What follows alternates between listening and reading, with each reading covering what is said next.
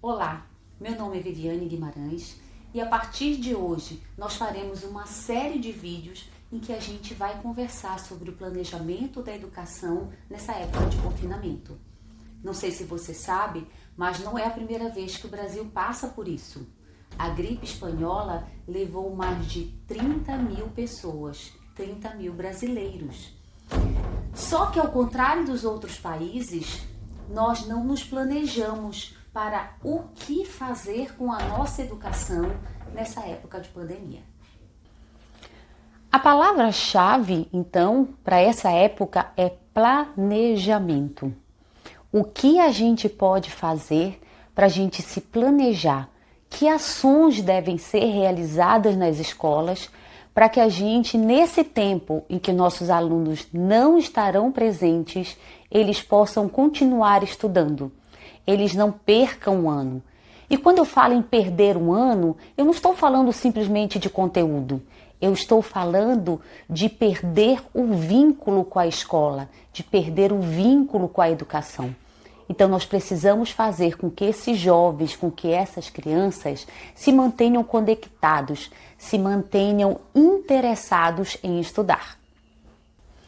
A Unesco lançou 10 recomendações sobre essa época de coronavírus e vai ser nisso que esse nosso primeiro vídeo vai focar. A primeira recomendação, ela fala sobre o tempo de resposta e quais aplicativos devem ser utilizados. Quando a gente fala de tempo de resposta, eu não estou falando de uma resposta escrita. A gente está falando de pessoas. Nós estamos falando qual a característica dos meus professores e dos meus alunos. O que a gente pode focar, que tipo de aplicativos a gente deve utilizar pensando nessas características. O meu professor, ele tem acesso às redes sociais? Ele consegue fazer um vídeo? O meu aluno, ele consegue ter acesso à internet em sua casa? Então, o que eu posso fazer pensando nessas características, pensando nesse tempo de resposta que eu posso ter? Quando a gente fala em ferramentas educacionais, essas ferramentas são múltiplas. Você tem, muitas vezes, o rádio, a televisão, você tem vídeos que você pode encaminhar, você tem os e-mails que você pode utilizar. Só que, num Brasil como o nosso, que é enorme e é tão diverso, pode ser que nem todos tenham acesso à internet. Então, o vídeo, o WhatsApp, pode ser que não sejam ferramentas ideais. E aí você pode se utilizar do rádio. Quem sabe você encaminhar via correio algumas atividades para os alunos e marcar a partir de um dia, de um horário, para você fazer a sua aula via rádio. Muitos professores não gostam de fazer vídeo, mas têm a capacidade de montar exercícios incríveis. Então você passa esse exercício para um professor que sabe fazer um vídeo e aí a gente junta essas duas ferramentas. Hoje, a nossa TV Senado, a TV Câmara, a TV Justiça, elas estão muito pouco utilizadas porque a gente não tem o que filmar. Então, a gente pode pensar em vídeos que sejam encaminhados nacionalmente. Monte o vídeo, converse com seu gestor, converse com o secretário de educação para que a gente possa encaminhar essa ferramenta para todas as casas. Outro ponto muito importante colocado pela Unesco foi: garanta que seu programa, garanta que as suas aulas são inclusivas.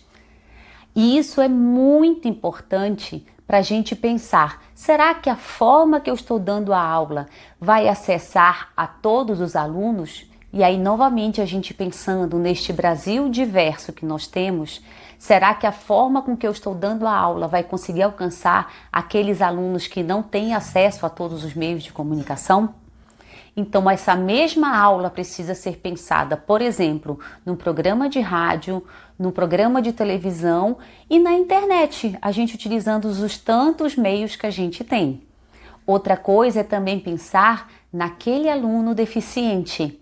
O meu aluno com deficiência, o meu aluno cego, o meu aluno surdo, o meu aluno autista, o meu aluno com síndrome de Down, com TDAH, com dislexia, com TOD, com tantos outros, eles vão conseguir entender a aula que eu estou fazendo? Vamos pensar nesse tipo de deficiência e nesse tipo de inclusão? O terceiro ponto colocado foi a privacidade do seu aluno. Quando a gente passa dados dos alunos, por exemplo, para os correios, quando a gente passa dado dos alunos para os gestores estaduais ou municipais, a gente tem que ter muito cuidado para que a privacidade dele não esteja sendo violada. E se isso for, então, por meio de internet, mais cuidado ainda. Os nossos sites têm que ter segurança. Quarto ponto levantado pela Unesco: dê prioridade a problemas psicossociais aos educacionais.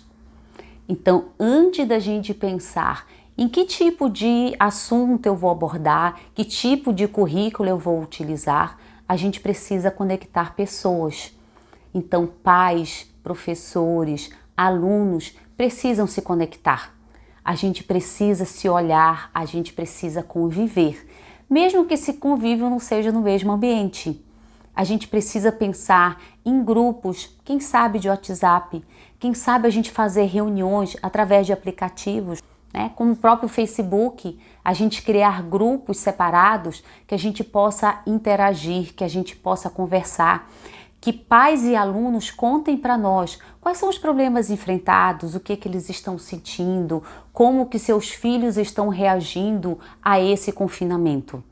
E aí, depois da gente resolver esses problemas que são fundamentais, porque se a família não estiver organizada, ela não vai conseguir resolver os problemas educacionais que a gente encaminhar, é que a gente vai pensar realmente na parte educacional.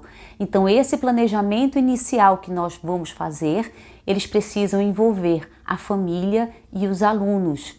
Gestores, não separem os professores. Não pensem em atividades isoladas. Levem os professores a essa discussão.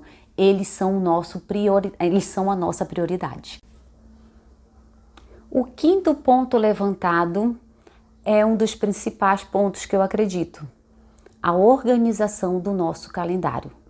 Primeiro, gestores precisam conversar, não só entre eles, mas entre os diretores e professores da escola. Quanto tempo nós teremos dessas aulas online? Com base nisso, pensando nesse tempo, eu preciso pensar novamente na característica humana. Quanto tempo os pais teriam disponível para poder ajudar seus filhos nas aulas? Lembrem-se, os pais estão também em home office. Eles têm compromissos de trabalho que precisam ser cumpridos. Então, quando a gente for pensar nessas aulas, a gente precisa lembrar, eles não vão ter as 4 horas que nós temos em sala de aula disponíveis para ajudar seus filhos. Outro ponto importante para a organização do nosso calendário: vamos pensar nas características desses pais. Por mais que eles tenham as 4 horas disponíveis, vamos dizer que isso seja possível. Qual é o nível de estudo desse pai? De que forma ele vai poder ajudar os seus filhos? Então, dentro da característica da sua comunidade escolar, a gente precisa pensar numa organização de calendário.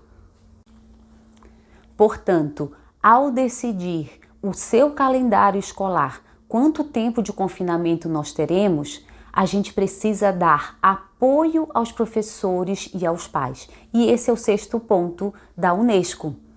Nós precisamos formar esses pais e esses professores para o uso das tecnologias. Vamos pensar como ajudar essa nossa comunidade para que ela possa realmente fazer com que esse período de confinamento seja um período de aprendizagem e de crescimento para os nossos alunos.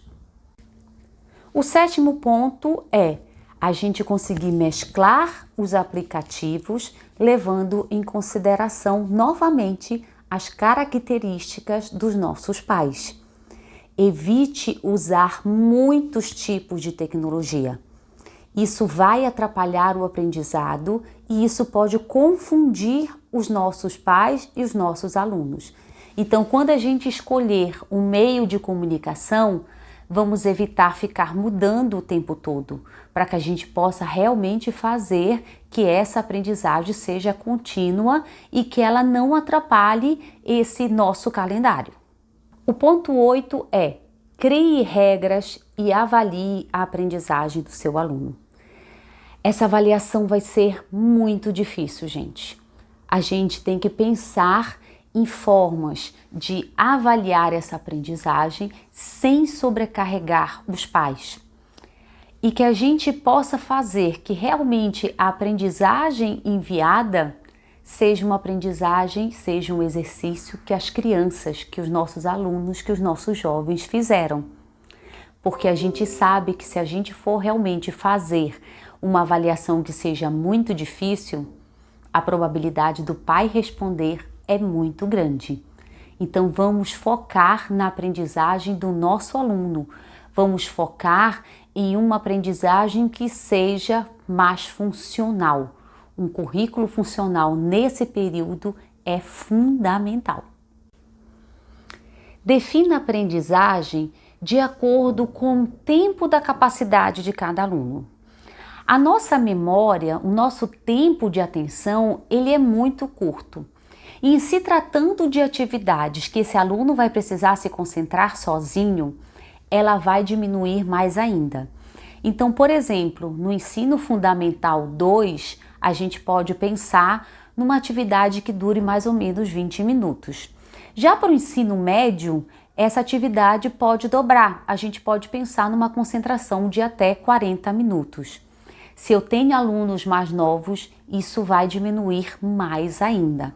Então, não tentem fazer atividades que eles precisem se concentrar muito tempo. Divida as atividades de acordo com a atenção de cada tipo de aluno que você tenha. O último ponto que a Unesco pede é que a gente crie grupos para que diminua o isolamento social. A gente precisa conversar com os pais para ver qual o nível de solidão e até de desespero que eles estejam. A gente trocar experiências, a gente falar como a gente pode resolver determinados problemas que aparecem. Então façam isso com as suas famílias, façam isso com seus pais. Ajudem para que a gente possa passar por esse período tão difícil e que a gente possa crescer, que a gente possa desenvolver os nossos alunos. Nós não podemos, portanto, passar novamente por uma situação dessa sem aprender, sem a gente se planejar e deixar o nosso país preparado para caso isso ocorra novamente, a gente já tem um planejamento, a gente já pensar como mudar a nossa educação. Isso é um período fundamental. Vamos mudar os nossos currículos, vamos pensar em novas formas de dar aula e eu vou estar aqui para ajudar você.